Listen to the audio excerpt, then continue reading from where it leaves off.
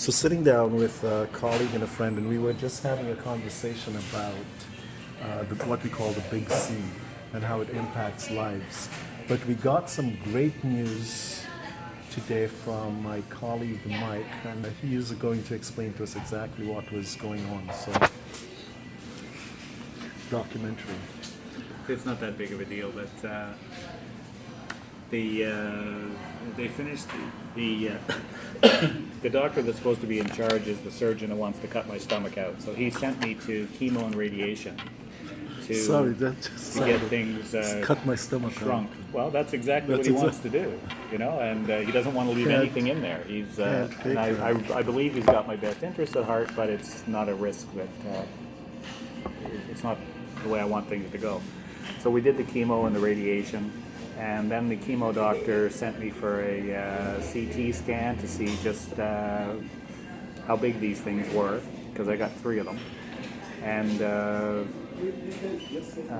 anyways, so no, we got them at the game. We did the what day was it? CT scan, Tuesday. and then a week and a half later, I saw the surgeon guy who hadn't been talking to me and wasn't calling me because I think he realized I was a potential problem. Yeah. I get them in my business as well. People that if I call them back, I know there's going to be an argument of some sort. So I don't like to do it. But anyways, I went and saw him, and he told me that the CT scan had come back not so bad, and that my 3 choices were to leave it the way it is, cut my stomach out, or do some investigation, some exploratory stuff on what I've got now. So I voted for the exploratory stuff. He took me in, he put cameras in around my belly button and up into my gut to take a look at what was going on, and another one down my throat to look at the big one that's in my stomach. And after that he said that what he saw was better than what the CT scan showed.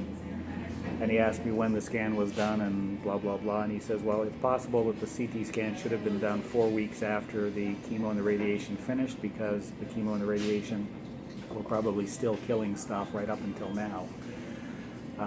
So he says that what he saw was better than the CT scan showed, and he's going to do another CT scan in January.